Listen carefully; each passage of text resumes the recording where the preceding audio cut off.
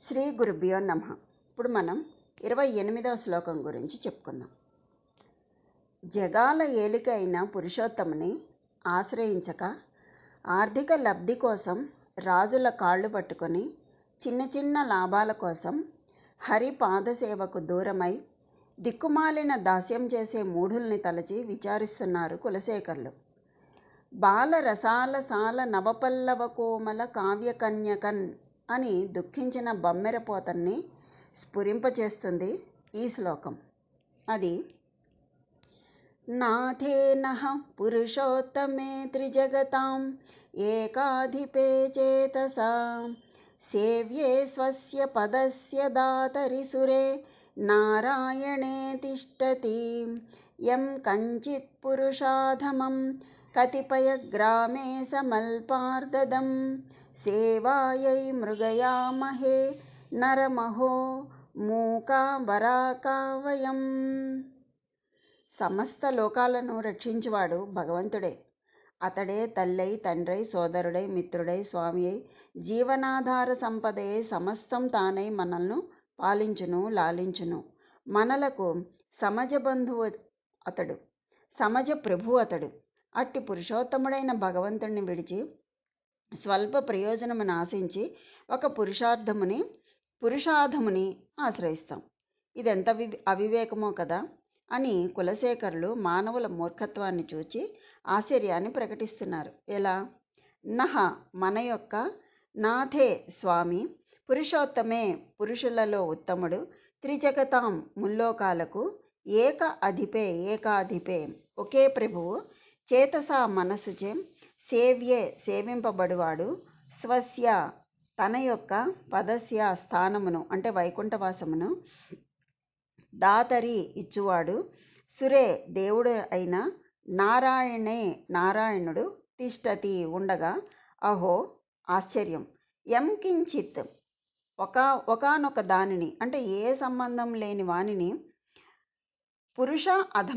పురుషులలో అధముడైన వానిని, కతిపయ గ్రామ ఈశం కొన్ని గ్రామాలకు అధిపతి అయిన, అల్పార్ధదం స్వల్పమైన ధనముని ఇచ్చువాడైన, నరం మానవుని, మూకాహ మూగవారం, వరాకాహ నీచులము అయిన, వయం మనం, సేవాయై సేవించుటకై, మృగయామహే వెతుకుతున్నాము.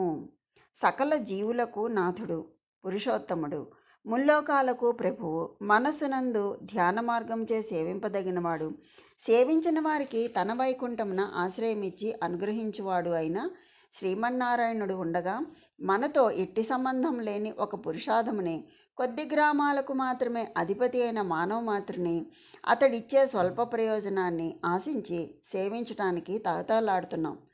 ఆహా, మన అవివేకం ఎంతటిది! అందులకే మనం పనికి మాలిన వారము అంటూ ఇంకా ఏమంటున్నారు కులశేఖరులు అంటే, ఆయన ఏం చెప్తున్నారు? ప్రభు మాకు నాథుడును పురుషోత్తముడును, మూడు లోకములకు ఏకనాథుడు, మనసు మాత్రము చేత సేవింపగలిగేవాడు, సేవించిన వారికి తన పదవి ఇచ్చేవాడు పరమాత్మగు నారాయణుడు ఉండగా, మాతో ఏ సంబంధం లేని ఒకానొక మానవాధముణ్ణి, ఏ కొద్ది గ్రామాలకు అధిపతి అయిన వానిని, అల్పాల్పములగు ఫలములను ఇచ్చేవానిని, ఒక మానవ మాతృని సేవించుటకే తహతలాడుచున్నాం. అహో ఏమి మా జాడ్యం! నారాయణుని సేవింపక నరుని సేవించి వారికి స్పష్టముగా తెలియుటకై వారికి ఉన్నటువంటి తారతమ్యాన్ని ఇందులో స్పష్టంగా తెలియచేస్తున్నారు. నారాయణుడు సర్వప్రాణుల సమూహానికి ఆశ్రయుడై సమస్త చేతనులకు అంతర్యామి అయి ఉండేవాడు. అతడు లేనిదే నిలకడలేనివాడు ఈ నరుడు. నారాయణుడు మనకు ప్రభువు. పరమాత్మకు మనకు విడదీయలేని 9 విధములైన సంబంధాలున్నాయి. ఏమిటా సంబంధాలు? పితృపుత్ర అంటే కార్యకారణ సంబంధం, అలాగే రక్షకుడు రక్ష్యుడు అంటే రక్షక సంబంధం, అలాగే శేషుడు అంటే శేషి సంబంధం, భర్త భార్య అంటే భర్తృ భార్య సంబంధం, జ్ఞాత అంటే జ్ఞాతృజ్ఞేయ సంబంధం, స్వామి దాసుడు స్వస్వామి సంబంధం, ఆధారము ఆధేయము ఆధేయ సంబంధం, ఆత్మ శరీరాత్మ సంబంధం, ఇక ఆఖరిది భోక్త భోగ్యము. భోక్తృభోగ్య సంబంధం. ఇటువంటి 9 విడదీయలేని సంబంధాలు మనకు పరమాత్మకు ఉన్నాయి అని చెప్తున్నారు. నరునితో సంబంధం కల్పితం. అతడు త్రిజగన్నాథుడు. పరమాత్మను మనసుతో సేవిస్తే చాలు. భుక్తికై ప్రస్తుతించే నరుడికి శరీరమును కష్టపెట్టి ఊడిగం చేయాలి. నారాయణుడు తనను కొల్చిన వారికి తన పదాన్నే ఇస్తాడు. ఈ నరుడు అల్పాల్పములను ఈడేర్చును. అతడు పురుషోత్తముడు, వీడు పురుషాధముడు. ఇద్దరికీ సామ్యం చెప్తున్నారు. ఇద్దరికీ పోలికలు ఎలా ఉంటాయో చెప్తున్నారు. అతడు దివ్యుడు, ఇతడు మర్త్యుడు. అంటే మానవుడు, పరమాత్మ ఇద్దరు ఎలా ఉంటున్నారు అని చెప్తున్నారు. ఇంత భేదమున్నను ఈ నరులనే కొలుచు మూఢాత్మల మగు మా సంగతి ఏమనుకోవాలనో తెలియట్లేదు అంటున్నారు. నారాయణుడు తనను కొల్చిన వారికి తన పదాన్నే ఇస్తాడు. ఈ నరుడు అల్పాల్పములను ఈడేరుస్తాడు.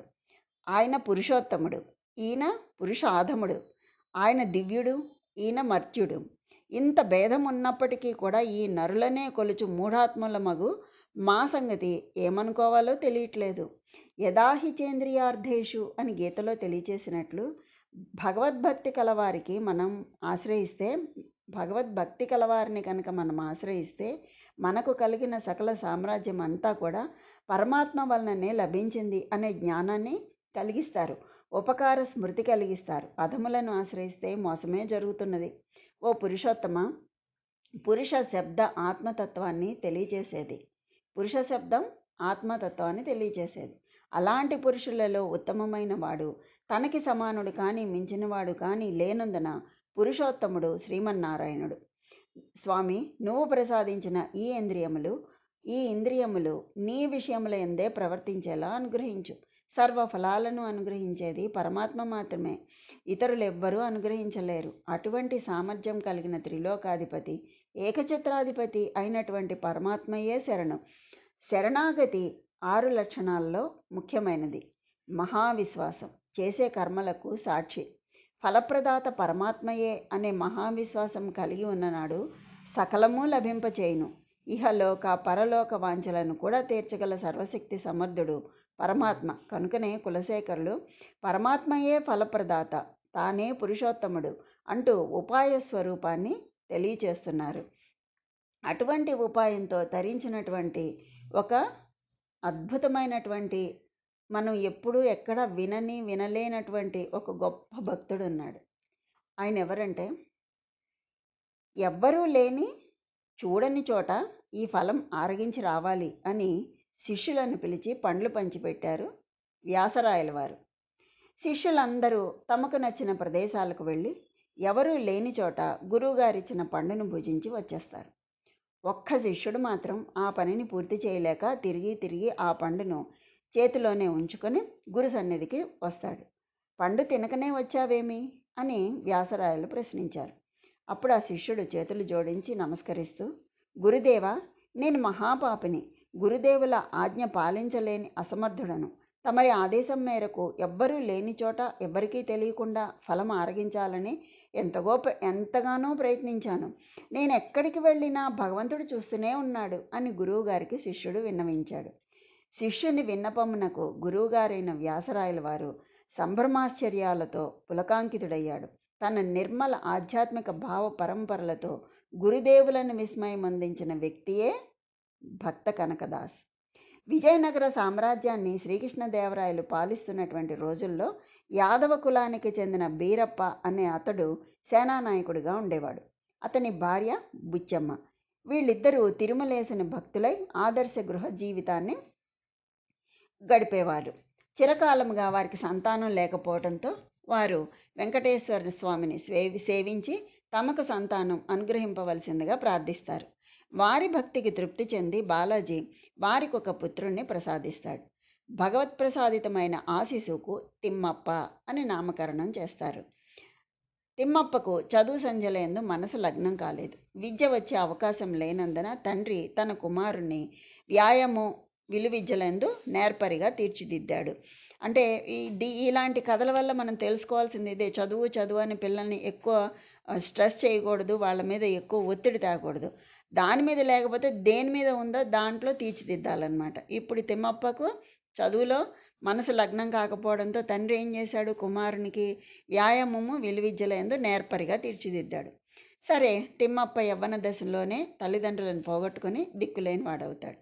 తన 20వ ఏట వివాహం చేసుకుంటాడు. కానీ కొద్ది కాలంలోనే భార్యా వియోగం అనుభవించాల్సి వస్తుంది.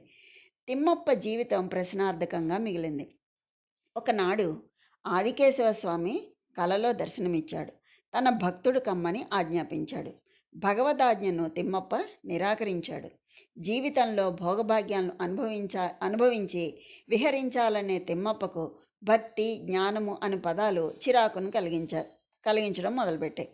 అనేకసార్లు కేశవస్వామి స్వప్న దర్శనమిచ్చి భక్తుడవు కమ్మని హెచ్చరించడం, తిమ్మప్ప నిరాకరించడం జరుగుతూ వచ్చింది. చూడండి, అతను అదృష్టవంతుడు కనుకనే మాటి మాటికి వచ్చి నా భక్తుడు కాని భగవంతుడు చెప్తున్నాడు. అలా అందరికీ చేస్తాడా? చేయడు కదా. ఎవరి అతనికి ఎవరు ఆ పరమాత్మకి ఎవరిని తన భక్తులుగా చేసుకోవాలనుకుంటారో వాళ్ళకే చెప్తాడనమాట. ఒకసారి శత్రురాజులు తమ దేశం మీదకి దండెత్తిరాగా తిమ్మప్ప యుద్ధానికి వెళ్ళవలసి వచ్చింది. తిమ్మప్ప ధైర్య సాహసాలతో మెరుపులాగా విజృంభించి శత్రు సైన్యాన్ని చెదరగొడతాడు. ఆ వెనుకనే ఒక సైనికుడు వచ్చి తిమ్మప్పపై కత్తి విసురుతాడు. వీపులో ఆ కత్తి గుచ్చుకోగా తిమ్మప్ప మూర్ఛిల్లిపోతాడు. కొంచెం సేపటికి స్పృహలోకి వస్తాడు. గాయం తీవ్ర బాధను కలిగిస్తూ ఉంది. కదలలేకుండా ఉన్నాడు. అంతలో ఆదికేశవ స్వామి మరలా అక్కడ దర్శనమిచ్చాడు. స్వామి చిరునవ్వు చిందిస్తూ, తిమ్మప్ప, గాయం తీవ్రంగా బాధిస్తుందా? ఆలోచించు. ఇప్పటికీ మించిపోయింది ఏమీ లేదు. నా భక్తుడివిక అన్నారు. కత్తిపోటుతో విలవిల్లాడుతున్నటువంటి తిమ్మప్ప ఆగ్రహోదగ్రుడై, నన్నెందుకు ఇలా బాధిస్తావు? నేను నీకు భక్తుడను కాలేను. నాకు భక్తి నచ్చదు, ముక్తి గిట్టదు. నిన్ను దర్శించాలనే నీ కోరిక పరితపించే ఎందరో భక్తులు ఈ ప్రపంచంలో ఉండగా నన్నే ఎందుకు ఇలా వెంబడిస్తావు అన్నాడు. తిమ్మప్ప, నీవు గతంలో నా భక్తుడవు. చిత్తశుద్ధితో నాకు సేవ చేసి నన్ను స్మరించిన భాగవతోత్తముడవు. కర్మవశాత్తు ఇంతవరకు నీవు నన్ను ఆశ్రయించలేకపోయితివి. నీవు నన్ను సేవించు శుభగడియ సమీపిస్తోంది. నిర్మల మనస్కుడవై నన్ను సేవించు. నీ బాధలన్నీ తొలగించి నీకు ముక్తిని ప్రసాదిస్తాను అని ఆదికేశవ స్వామి తన దివ్య సందేశాన్ని అందిస్తారు.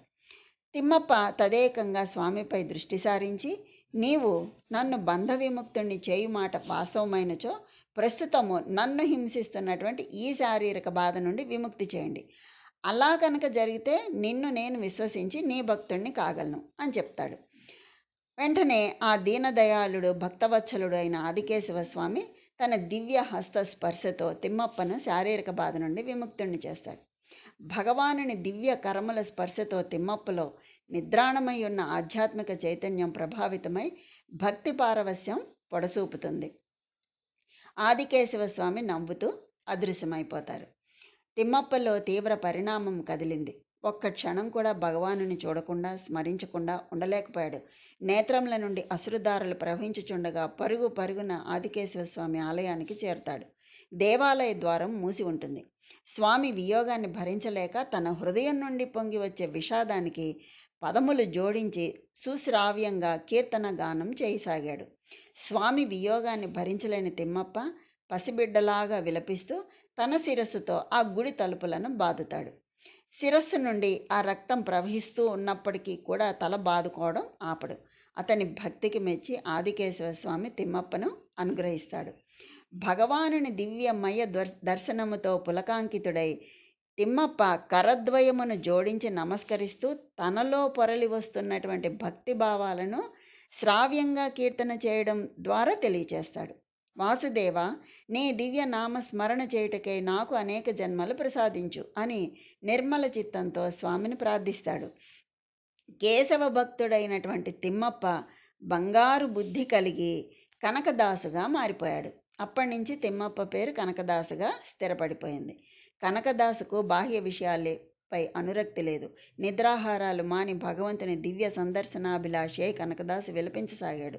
ఒకనాడు కనకదాసుకు స్వప్నంలో కేశవస్వామి దర్శనమిచ్చి హంపి నగరవాసి అయినటువంటి వ్యాసరాయ గురుదేవులను ఆశ్రయించి మంత్రదీక్షను పొందవలసిందిగా తెలియచేస్తాడు.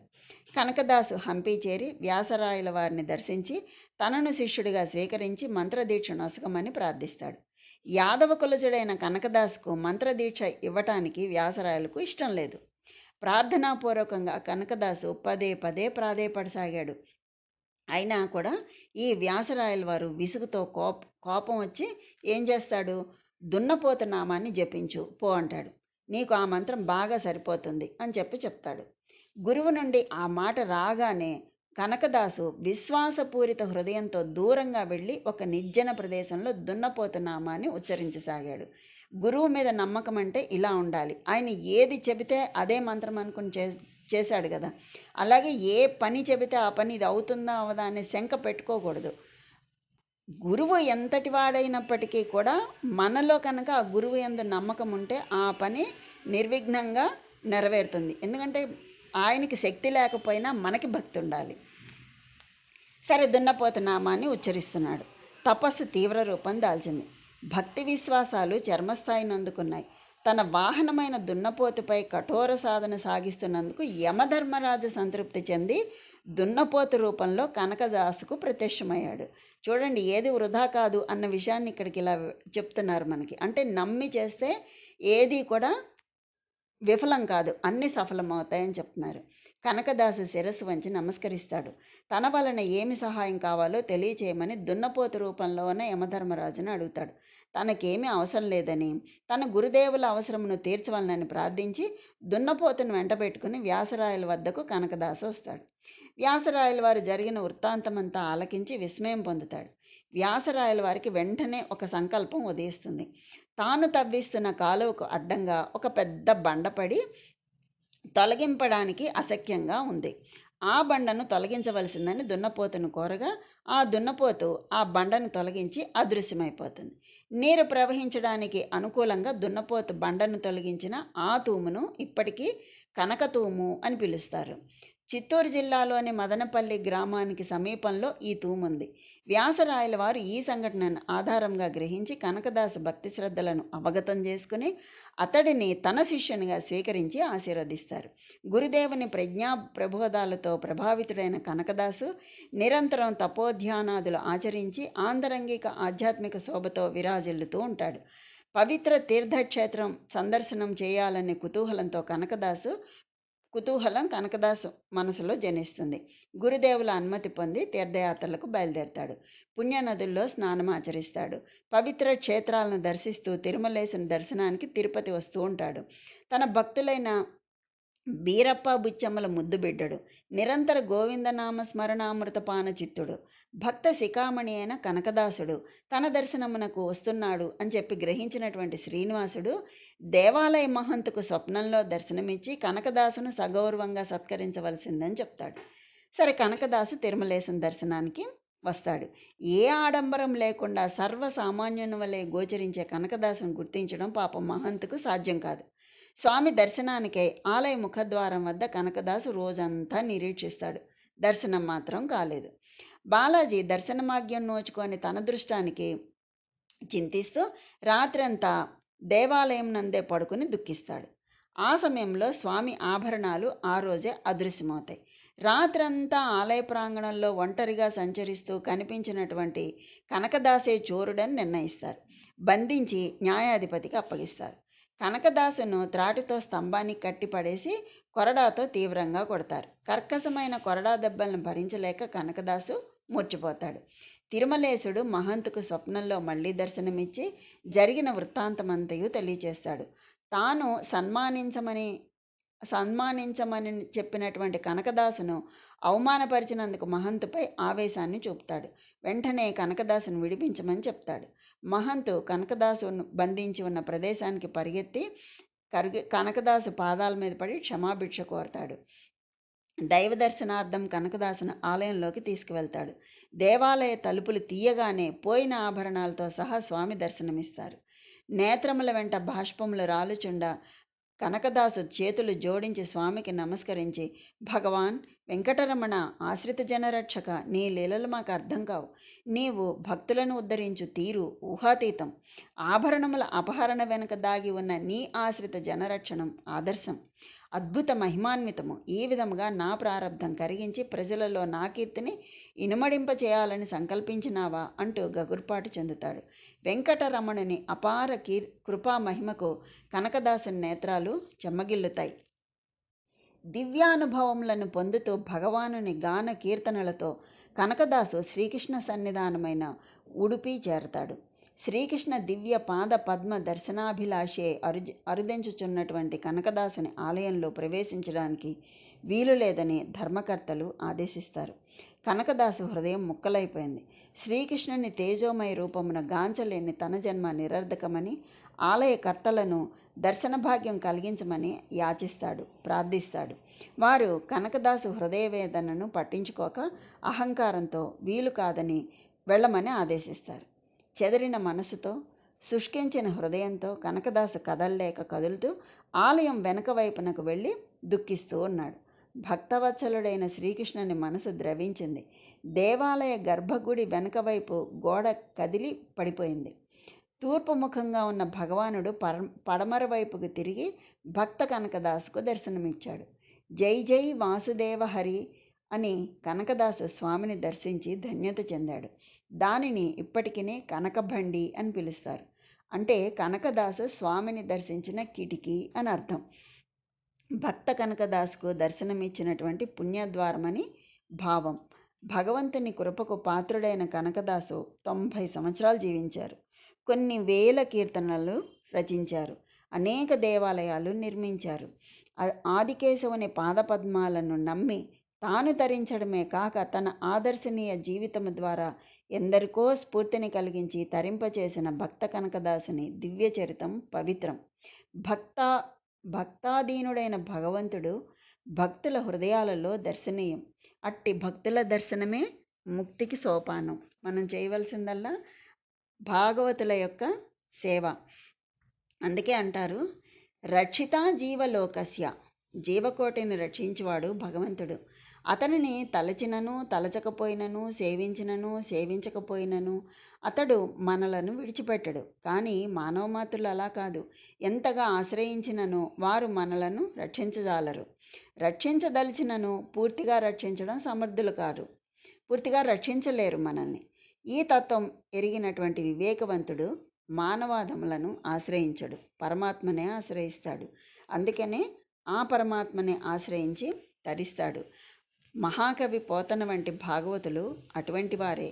ఈ మనుజేశ్వరాధములకిచ్చి పురంబుల్ వాహనంబులున్ సొమ్ములు కొన్ని పుచ్చుకొని సొక్కి శరీరము బాసి కాలుచే సమ్మెట వాటులం బడక సమ్మతి శ్రీహరికిచ్చి చెప్పే ఈ బమ్మెర పోతరాజొకడు భాగవతమ్ము జగద్దితంబుగన్ అని చెప్తారనమాట. అందుకని ఇలాంటి వాళ్ళందరూ కూడా పరమాత్మనే ఆశ్రయించి తరిస్తారు. వాళ్ళ బాటలోనే మనము కూడా ప్రయాణించి ఆ పరమాత్మని ఆశ్రయించి తరిద్దాం. కనుక ఆ ముకుందుని యొక్క అనుగ్రహం అందరికీ కలగాలని కోరుకుంటూ స్వస్తి.